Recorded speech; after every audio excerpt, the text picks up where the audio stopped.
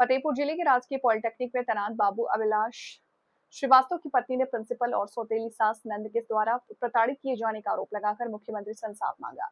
पीड़ित महिला की माने तो उसके ससुर की मौत के बाद उसकी सौतेली सास को ससुर के सारे फंड रुपए और पेंशन देकर उसके पति को वर्ष 2019 में नौकरी मिली।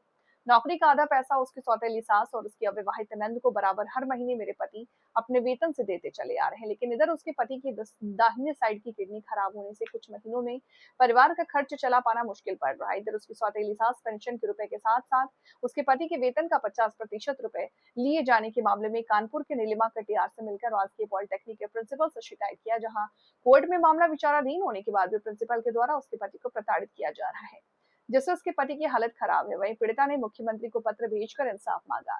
कहा कि वो अपनी सास की सेवा करना चाहती है, लेकिन उसकी सौतेली सास अपने भाइयों के बहकावे में आकर उसे प्रताड़ित कर रही है। उनको किस लिए परेशान किया जा रहा था, क्या था पूरा मामला और किस लिए आप अधिकारियों से गुहार लगा रहे हैं? हम इसलिए बहुत परेशान हैं क्योंकि मेरे पति राजकीय पॉलिटेक्निक फतेहपुर में बाबू के पोस्ट में कार्यरत थे। उनको प्रिंसिपल द्वारा बहुत ज़्यादा परेशान किया जा रहा है। इसी वजह से उनकी किडनी पे उनको बहुत बड़ा इफेक्ट पड़ा है। वो बीमार हो गए हैं। उसे हमारा पूरा पालन पोषण बाबू के बच्चे के इसी की वजह से हमारी शादी पे बहुत बड़ा इफेक्ट पड़ा है। बाबू का ध्यान नहीं रख पा रहे अच्छे से। बहुत परेशान है। मतलब इनके परिवार में जो भी चीज़ थी सब चीज़ था, मतलब बहुत परेशान कर दी गई। इनकी मेरी सौतेली सास है, मतलब जो भी है हम उनको एक्सेप्ट करने के लिए भी सब कुछ है कि चलो ठीक है, हम उनका सब भरण पोषण भी करने के जा रहे हैं, मगर वो इतना परेशान कर रही हैं सब चीज़ है। कोर्ट केस भी चल रहा है, उसके थ्रू लेके पूरा मतलब इतना जता रही, सब कुछ लेके आ रही। हम उनको सब कुछ अपने पास रखने के लिए भी तैयार है। चलो मेरे उनके बेटे भी नहीं है तो हम उनको बहू के रूप में एक सब 2 वक्त की रोटी चाहिए उनको, और क्या चाहिए। मगर तभी वो एक न एक चीज़ करके कोर्ट केस इधर से उधर, कहीं पुलिस वाला कहीं घर के से उनको ले जाता है, कहीं कुछ करके कहीं हमको बुलाती हैं इधर उधर, कहीं हमसे कहती है कि मेरे पति को हम मार देंगे ये वो। तो कि सब चीज़ें हमको बहुत परेशान हो रहे हैं हम सब चीज़ को लेके। नीलिमा कटियार ने अभी संबंधित अधिकारियों को एक पत्र लिख करके दिया है। जो कानपुर की एक जनप्रतिनिधि हैं, उन्होंने एक नीलिमा कटियार के द्वारा एक जो लेटर दिया गया है जिसमें बताया गया है कि वो अपने बेटे से परेशान है और बेटे से जान का खतरा बता रही है। उस पूरे मामले को लेकर के हालांकि अभी आपके राजकीय जो पॉलिटेक्निक के जो प्रिंसिपल हैं उन्होंने एक नोटिस भी जारी की है। नोटिस इनके थ्रू से गया है, वहाँ से नोटिस आया है नीलिमा कटियार से। हम ये चीज़ है, मगर प्रिंसिपल ये चीज़ को वो कर ही नहीं पा रहे। प्रिंसिपल अपने बाबू आपका यहाँ पोस्ट है तो आप उसके पक्ष में कुछ तो बोलेंगे। वो इनके पक्ष में वो मम्मी मेरी मम्मी से मिले हुए हैं, तो मेरी मम्मी को वो मम्मी जैसे इनको फ़ोन करती है तो तुरंत वो फ़ोन नंबर जैसे आता है, उनको लगता है कि हमारा 1 महीने उनको रिटायरमेंट का बचा है, तो वो ये चाहते हैं कि हमारे रिटायरमेंट हो जाए, उसके बाद जो भी प्रिंसिपल है वो करें। अरे हम चाहते हैं, आपके 8 साल से वो यहाँ पोस्ट है तो आपका क्या फ़र्ज़ है कि इतने वो हर जगह मेहनत से सारा काम करते हैं। 10 से 5 के ऑफिस होता है, ये सुबह से जो भी काम होता है तो सुबह से चले जाते हैं, रात में आने के खाने पीने का कोई भी समय नहीं है ना। हमको टाइम ना, हम चाहते हैं मेरे बच्चे को भी एटलीस्ट टाइम मिले।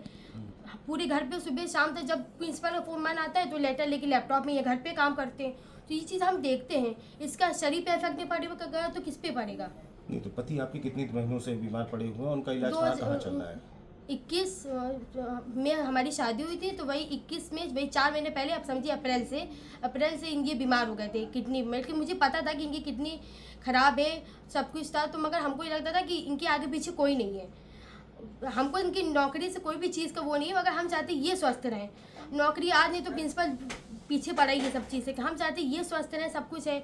मगर प्रिंसिपल है इनकी कुछ भी चीज़ को लेके होता है, जैसे कुछ भी होता है काम तो कर ही रहे हैं, अपना ध्यान भी दे, मगर ये अपना ध्यान बिल्कुल भी नहीं। प्रिंसिपल इनके आए दिन कुछ ना कुछ चीज़ें करता ही रहता है। सौतेली माँ से कब से परेशान है और किस तरीके से आप लोगों को हरेसमेंट किया जा रहा है?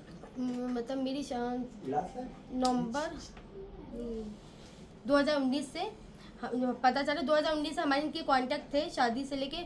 तो फिर हमको 2019 से ही पता चल गया था कि इनकी सौतेली माँ इनको कुछ ना कुछ करके कहीं अपनी बहन को लेके अपनी यहाँ आ चुकी हैं। यहाँ पे पूरा घर का मतलब सब चीज़ देख सुन चुकी हैं कि यहाँ पे क्या कब जाता है, गाड़ी का नंबर लेके जा चुकी हैं कि कब वो जाता है, कब वो आता है, कौन से सब्जी लेता है, मतलब ये सब चीज़ें नोट करके ले चुकी है। कहीं किसी ना किसी दिन बाहर अगर मिलेगा तो मैं इसको मरवा दूंगी। तो कौन मतलब सौतेली माँ, मतलब आपके पति के साथ कोई भी नुकसान कुछ भी हो सकता है। तो हमने तो क्या चाह रही हैं आप, क्योंकि मामला कोर्ट में भी विचाराधीन है, उसके बावजूद भी आप लोगों को डिस्टर्ब किया जा रहा है? हम ये चाह रहे हैं कि मेरी सौतेली माँ को पेंशन मिल रही है, उनकी एक बेटी है। हम चाहते हैं कि जितना हमसे बन जाएगा हम उसकी बेटी के लिए, हमारी जो नंद है, हम उसके लिए शादी होगी, हमसे जितना हो सकेगा हम उसके लिए करेंगे। क्योंकि हाँ ठीक है, उसकी शादी नहीं हुई, रिस्पॉन्सिबिलिटी इनके भाई की है, मतलब अभिलाष श्रीवास्तव के, तो हमसे जो बन पड़ेगा हम इसकी शादी में कर देंगे। अब ये सोचिए कि उनकी माँ को पेंशन मिली तो वो कोर्ट केस करेंगे, तो कोर्ट केस भी हम लड़ें, पैसे भी हम दें, सब कुछ तो हम ही करें, तो हमारा इसमें चीज़ में क्या फ़ायदा।